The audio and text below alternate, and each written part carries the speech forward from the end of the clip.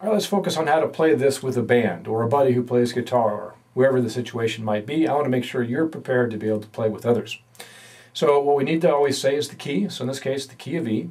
What's the feel of this? Well, this is basically a shuffle. Now, we're playing a little bit on the slower side, but it's basically a shuffle. Then we need to tell them the form if it is other than 12-bar blues. And it is other than 12-bar blues. It's an 8-bar blues. Now, 8-bar blues is not specific in the sense that it's always the same chord progression. So you need to tell them what song is it like? What famous song can you compare it to? In this case, Key to the Highway. And then we need to tell them where we're going to start in this chord progression. We say from the 1, which basically is telling them from the beginning of the progression, the beginning of the form. So we say key of E, shuffle. This is an 8-bar blues just like Key to the Highway, and we're going to start from the 1.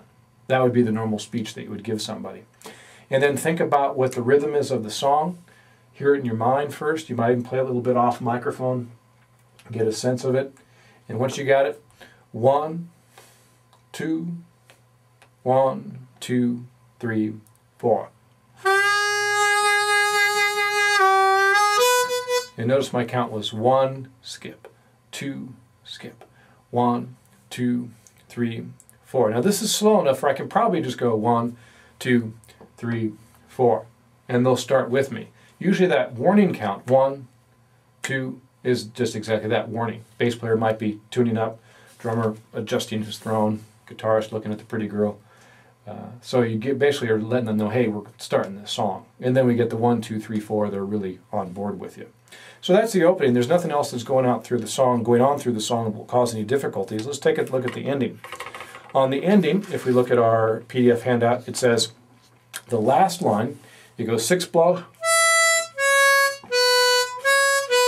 and around that range it says look at band and raise hand. So I'm looking at the band, I'm raising my hand, I'm letting them know it's this shoulder movement, and the hand comes up.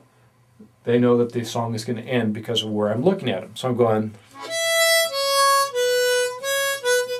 and then the hand is going to specifically drop on the 2 draw. So here's the lick, 3, 4.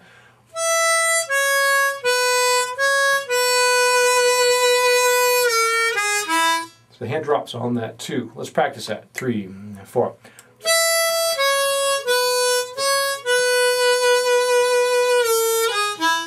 And as soon as you hit, the band will either stop or play an ending lick with you. You never really quite know what's going to happen.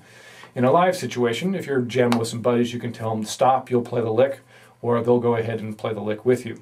On the jam track I provided, it uses what's called a straight 8th ending. Bop, bop, bop, bop, where shuffles bop, bop, bop, bop, bop. They go bop, bop, bop, bop, bop. Pretty common thing to do. Don't necessarily expect that. If you got the drummer going bop, bop, bop, bop, bop, go ahead and swing that rhythm with them. Basically, you got to feel as a unit, all the musicians together, how that ending's going to happen, because it's really not thought out ahead of time.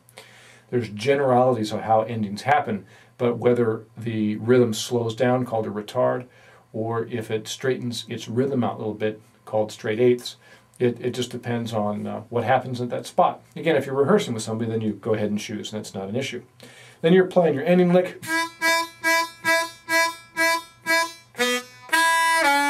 And it says, after hold, raise and drop your hand again. So we need to finish totally the song. So as you're holding that bend,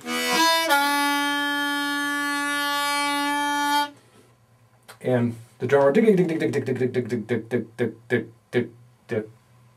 So you need to make sure you're listening to the other musicians, that you don't cut them off mid-lick. So you're listening carefully, you're feeling that train slow down. Okay, here, feels just right. So opening, ending, and you'll want to practice those hand signals when you're playing along with the tracks that I've provided you.